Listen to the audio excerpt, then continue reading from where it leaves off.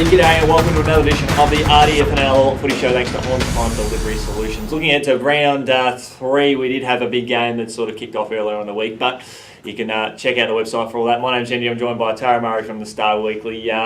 What a game we saw on Anzac Day, but what some big games we've got this weekend that is going to have all tongues wagging. It is. There'll be quite a few different interesting ones. I think quite a few close ones. So be interesting to see how some teams go. We could have a couple of teams sitting 0-3 that we didn't expect to be sitting that way, and then a few teams looking to get their first win on the board.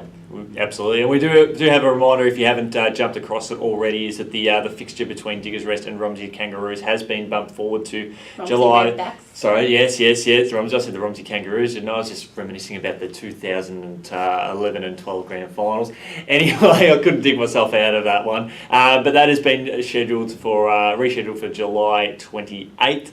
After what happened on round 1 where the lights went out there. So a big congratulations to the Lancefield Football Netball Club as well for all the work that they did in moving their games and fixtures to enable for that to happen. So we're a community football, and it's great to see all clubs helping each other out. It is, and we spoke about that last week. We thought Queen's Birthday may have been an option, but the split round was the other option there. Obviously now neither side gets a bye at that time of the year when they might have liked it, but it makes it easier, and that teams aren't playing 2 games within 3-4 days like it could have quite easily been. Exactly, and that's where we turn our attention to one of the first games. We got Melton Centrals versus Romsey, and the Redbacks, not the Kangaroos. This is going to be an intriguing game because at this stage we're not too sure what's happened with Weir over at Centrals in terms of whether he'll be made available for this game or not.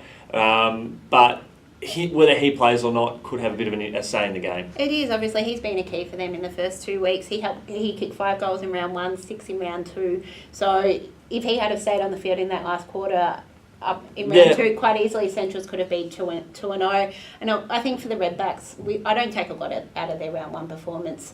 They're coming up a side that was on fire, and also they'd had that delayed start to season. I don't think they'd played footy for 5 weeks, even including a practice match. So that's a tough start for them. But they've got a good side. They've got all the players they had last year, a very stable side. So I'm expecting a lot better performance from the Redbacks this week. Your tip for this one? I've tipped the Redbacks.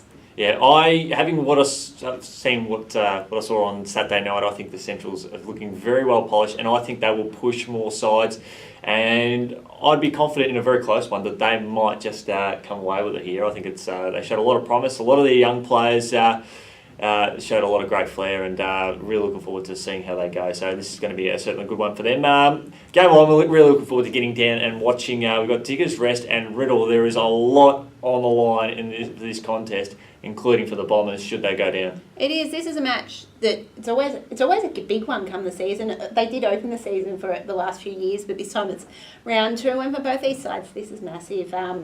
Riddle always comes up and takes that step up when they play the Boroughs, and if Riddle don't get up, they're 0-3. So they started poorly last season and bounced back. They're looking at 0-3 this season. So that's another poor start, and they've got coming up against a side that kicked 45 goals last week. So they're going to have to do a shutdown job on a lot of those Boroughs players to make sure that they don't get the same freedom they had last week. Particularly on a smaller ground, which Diggers Rest does have, and they know how to use the space very well. It is, and obviously I can't see the Boroughs kicking that many goals, but they've started well, and they've still got a number of players to come back in. So whether they come back in this week or the next few weeks, there's a lot of positive signs there for the Boroughs already. Yeah, for mine pre-season, from what I heard around the Bombers, I thought that they were probably going to be almost the premiership favourites, and to be in this position, I mean, as you said, they've started slow, and they did that last year as well, and they made the semis, but this is a big concern for them because they've got so much talent in that lineup and so much great youth and depth, but they've got the experience to be a powerhouse side. It is, and if we actually look at the Bombers' results, 1 kick, they get the points in round 1, 1 poor quarter round 2, so they're not actually that far away from it, and they've played the reigning premiers, and they've played Wong on a side that missed finals last year, which we all expect to play finals. So It's not like they're dropping games against sides that they should be beating.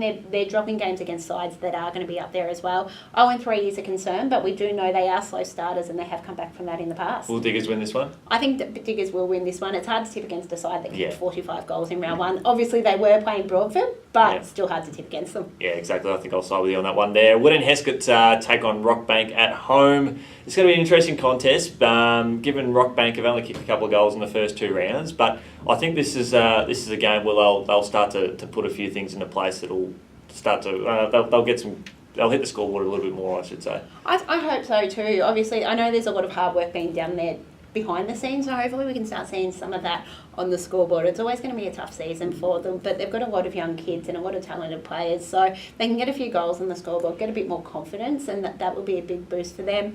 For the Hawks, they need to win this one. As we said last week with Melton Centrals, they needed to win that game. They need to win this one. Get this one, you start 3-0, and that's the perfect start for them. Obviously, against sides that are likely to be down the bottom of the ladder, they've beaten Lansfield, beaten Melton Centrals, and now they've got Rockbank. So they've got a brilliant start to the season. They need to make the most of it. Well, they need to get as much momentum as they can because they do have Rupert's Wood in round 4, and that could be a sort of bit of defining game for them earlier on in the season.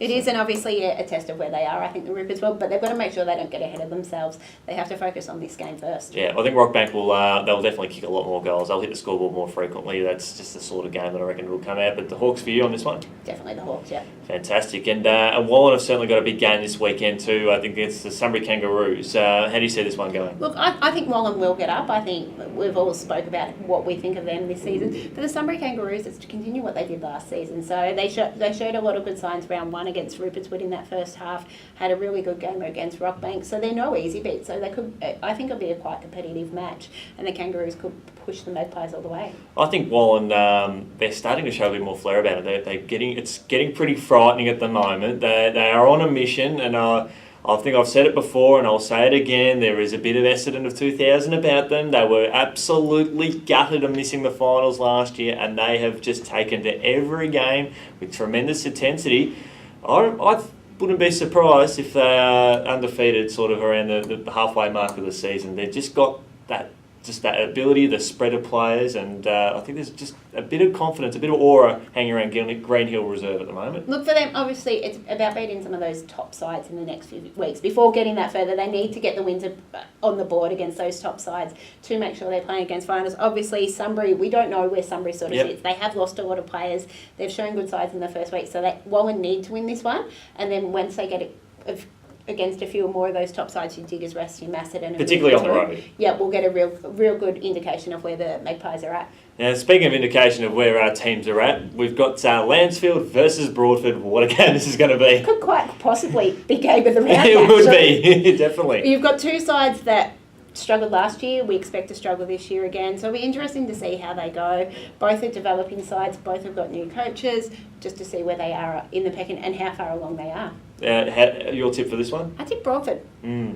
I wouldn't be surprised if we see this fixture going the same way as that it did last year, where Broadford got off to a red-hot start. Both teams hadn't won a game at the time, and Lansfield come from behind in the second half to win. I think they won that one by 16 points, and Broadford didn't kick a goal after half time. So I'm sensing a similar sort of vibe here, as it will have it'll be a tale of two halves, and maybe Lansfield just to get over the line. But I think it's definitely worth the price of admission to go down and watch this one between two sides who are down the bottom, and they're building their youngsters, building a bit of hope around their communities.